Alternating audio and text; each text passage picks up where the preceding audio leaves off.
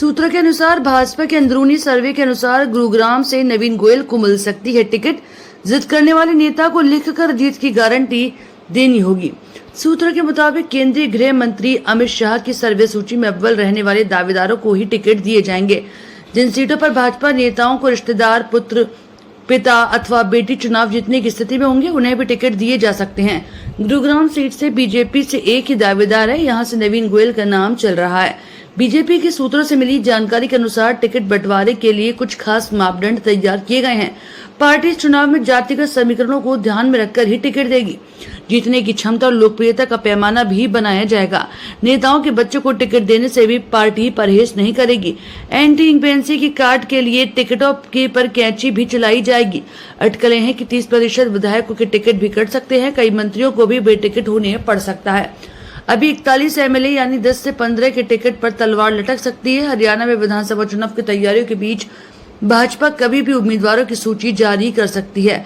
बुधवार रात भाजपा की बैठक में प्रत्याशी के नाम पर मंथन चला। इस बैठक में भाजपा ने सांसदों को टिकट देने पर भी चर्चा की। साथ ही जो टॉपर हैं उन दावेदारों को भाजपा प्राथमिकता देगी, तो वहीं जिद करने वाले नेताओं को जीत की गारंटी लिखित में देनी होगी।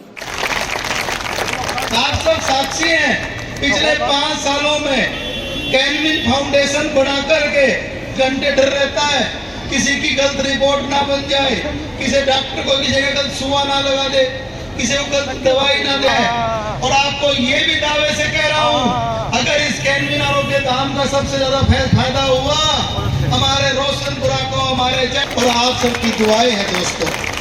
हमने कैनविन को सिर्फ मेडिकल लाइन तक नहीं रखा। मेरी चाची ताई 5 मिनट और बैठ जाएगी। ऐसे ही जनता दरबार लगा करके काम करने की इच्छा है दोस्तों। आपको बताना चाहता हूँ कि 50% है और महिला इस सृष्टि को सर्जन करने वाली है, महिला इस सृष्टि का पालन करने वाली है।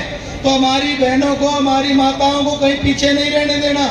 उनके लिए भाई साहब, आप लोग जितना आपका एक्सपीरियंस है, लोगों के चेहरे बता सकते हैं।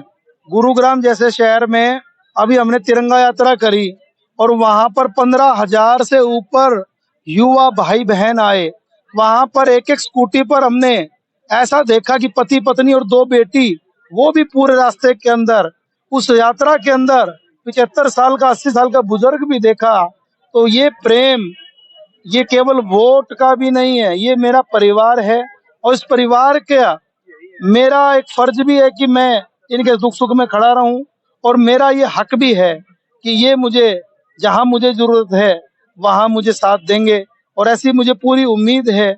और ये तो आने वाला 4 तारीख का दिन ही बता देगा। मुझे तो पूरी उम्मीद है कि जैसा जन समर्थन मिल रहा है, आने वाले समय में गुरुग्राम के अंदर एक रिकॉर्ड बने, ऐसा हमारा पूरा प्रयास रहेगा। दिन ऐसा नहीं हुआ कि सुबह 6 बजे से लेकर रात को 11 बजे तक जनता के बीच में ना रहे हो। छोटे छोटे काम प्रदेश सरकार से, केंद्र सरकार की मदद से करवाए भी हैं। लोगों का आशीर्वाद बहुत मिला है। मैं गुड़गांव की जनता का धन्यवाद करता हूं।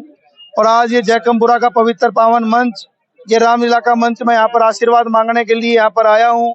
और मैं धन्यवाद करता हूँ कि सारे बाजार के व्यापारी भाइयों ने, जयकमपुरा की सरदारी ने मिल करके हमें गाइड भी किया है और यहाँ पर आशीर्वाद भी दिया है। और इनके मार्गदर्शन के बदौलत हम गुड़गांव को विकसित करना चाहते हैं। और रही बात दिल्ली की, देखिए दिल्ली में भी टिकटें उन्हीं को मिलती हैं जो धरातल पर लोग होते हैं। हमने अपनी पार्टी को, और क्योंकि हमारी पार्टी कोई भी कार्यकर्ता फर्ज से लेकर के अर्थ तक का सफर तय कर सकता है। हमने अपना काम बड़ा ईमानदारी से, चाहे पर्यावरण विभाग का हो, चाहे जिला सचिव का हो, और अब व्यापार प्रकोष्ठ के प्रदेश संयोजक के तौर पर बड़ी ईमानदारी से करने की कोशिश करी है और आगे भी करते रहेंगे। और मैं धन्यवाद करना चाहता हूं कि सभी ने इसमें पूरा साथ दिया है। तो मुझे आशा और पूरी उम्मीद है, क्योंकि हम गुड़गांव को विकसित करना चाहते हैं और उसके लिए संवैधानिक पद का होना भी जरूरी है। तो हम भी चाहते हैं कि विधानसभा चुनाव लड़ें। उसके लिए हमने अपनी बात को रखा और मुझे पूरी उम्मीद और पूरा विश्वास भी पार्टी इस पे हमें अपना आशीर्वाद देगी। इलेक्शन करवाना इलेक्शन कमीशन का काम होता है। जो भी राजनीतिक पार्टियों ने, ऐसा है, हमारी पार्टी 24 घंटे तैयार रहती है। और जो अर्बन इलाके के वोटर कोई बाहर जाते हैं, उनसे निवेदन करता हूं कि कृपया चुनाव की सक्रियता को आप समझे और चुनाव में मत देना बहुत ज्यादा जरूरी है। इसलिए नहीं कि हमें अपने अच्छे लोग चुनने हैं, इसलिए भी जरूरी है कि हमारे ऊपर कोई गलत लोग शासन ना करें। तो मैं तो ये कहना चाहता हूँ गुड़गांव में रिकॉर्ड मतदान होगा।